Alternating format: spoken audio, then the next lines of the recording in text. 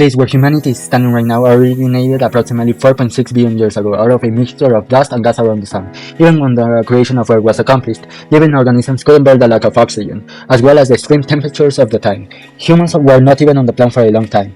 There are various theories of where humans came from. One of them is the theory of evolution proposed by the recognized naturalist and scientist Charles Darwin. According to him, humanity spread from the mere evolution of various interactions between species. We come from nature, we are part of it. Nature surely is a complex concept to wrap someone's head around. That's why many philosophers made an attempt to decipher the mystery behind this phenomenon. Ralph Waldo Emerson, born in 1803, essayist and philosopher, navigates the wonders of nature throughout his compelling essay of the connection nature has upon humans. Emerson's words towards the definition of nature are as follows: the universe, composed of nature and the soul, strictly speaking, is therefore all that is separate from us, all which philosophy distinguishes as the not me. That is both nature and art, all other men and my own body, must be ranked under this name, nature. There's two chapters within his work, Nature, that stand out: beauty and discipline. On both, Emerson uses experiential evidence, philosophical logic, and he invites into the same works of Plato and Plotinus, along from a range of other literary sources, to broaden his contributions of nature, achieving a highly effective effect on the audience to feel sensations of inspiration and admiration for the natural world.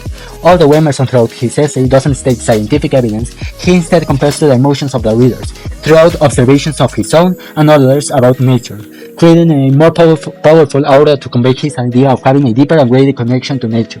In spite of feeling delight when connected to nature, as Ralph Waldo claims, the actions humanity have driven towards nature say otherwise. Contamination, pollutants, the disposal of toxic waste, animal capturing, and misuse of resources are to name some challenges humans have created for nature to solve magically. The damage is already made. Nonetheless, it can be reversed, and all starts with a process of repairing water sources. Why? Water constitutes around 70% of all Earth. The part with the most water are the oceans with 96.54%. Water came to Earth throughout asteroids and comets that Jupiter, through its gravity, dumped into Earth. For this reason is that the foundation of early life was possible. Without water, life cannot persist. As oceans are the number one source of water, the preservation of it is of utter importance. Not just for the water but the life below it, that struggle harshly, especially plastic. WWF developed an article explaining this problematic concerning the use of plastic into nature's degradation. Lauren Hancock, creator of such articles, uses facts and statistics, complemented with the sustenance of companies and professional experts on the subjects, to reach her audience in a way where everyone is involved, in particular the youth.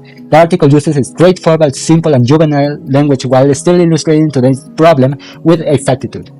Hancock reaches the youth as she has faith for them to change the world with their inventions. The illustrations accompanied by the call to action triggers the emotional part of humans to act. Ralph Waldo as Lauren Hancock share the same vision towards nature. Both exigence is the appreciation they have towards nature and how we humans own nature a favor regardless of our past mistakes. Both authors have shown already their appreciation for nature in their ways by communicating and transmitting their position. But what are other more impactful ways that demonstrates that humanity cares for nature?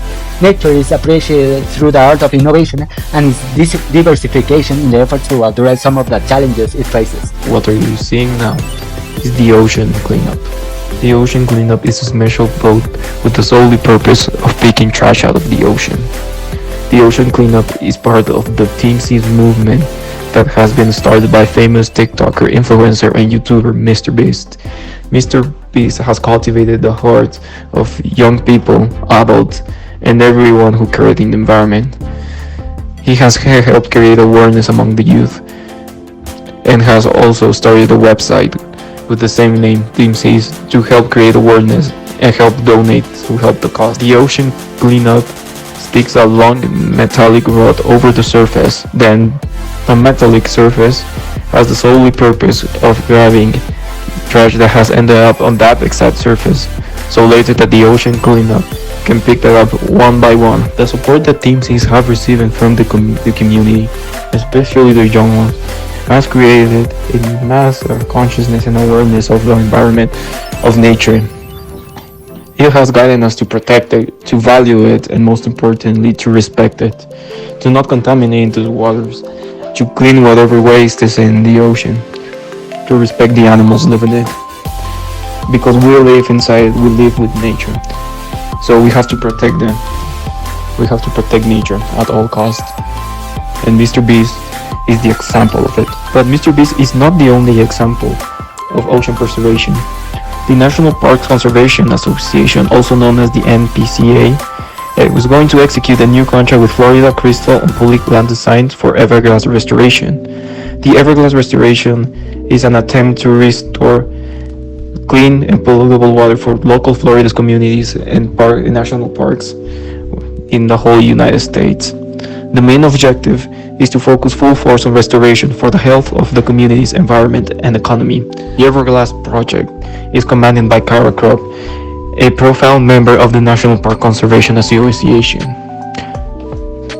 She believes that the preservation of ocean and clean water is what will help thrive our communities inside the coastals. The idea that the NPCA founding member Kara Kropp is trying to fund Everglades National Park project is a clear example of how humans are trying to preserve the most valuable material in our whole planet, the clean water, the water that everyone needs to survive, the water that anyone needs for basic needs. Know that the UN Sustainable Development Goals are a universal call to action that unites 193 countries around the world. If these global goals are fulfilled by 2030, life on Earth will be better for everyone. Who doesn't know Leonardo DiCaprio? Everyone does, and he's very affectionate along with aware of the needs of nature. He was invited by the Congress of the UN to talk about nature and the effects we are causing. Now think about the shame that each of us will carry when our children and grandchildren look back and realize that we had the means of stopping this devastation, but simply lacked the political will to do so. Our planet cannot be saved unless we leave fossil fuels in the ground where they belong. Massive change is required right now, one that leads to a new collective consciousness, a new collective evolution of the human race, inspired and enabled by a sense of urgency from all of you. His speech is very moving due to the matter that he appeals to the emotions that humankind have about nature. Moreover, he needs to recruit other valuable as well as iconic leaders into his speeches as Abraham Lincoln, as his voice is not enough to persuade the public. The purpose of making others feel the urge to be engaged in accomplished as all humanity is included in the speech because we are all part of it. Responsibility to protect the world's waterways, and everyone has a part to play. We appreciate nature in the very bottom of our hearts but don't know how to tackle its problems. That's why we as humanity use the creativity of our mind to find solutions, whether it is contributing to the cause through action like campaigns or whether it is inculcating thoughts throughout any form of speech, writing or spoken on younger audiences to not commit the same atrocities as we humans, along with being part of the solution, not the problem. Youth is not afraid of change, of the discovering, of creating what adults are, and the ways of appreciating will be equally to younger generations, just in different approaches. The time has arisen where all ages need to convert words into bold actions, and also we can see the consequences to come. Technology has advanced in many ways that wouldn't be fair not to use it to our advantage. Even the simplest of actions can create an enormous difference. We are nature, we are the change. But there is only one Earth. Solo un planeta Tierra. 只有一个地球。 केवल एउटै पृथ्वी. Para and you. दुनिया नि मजा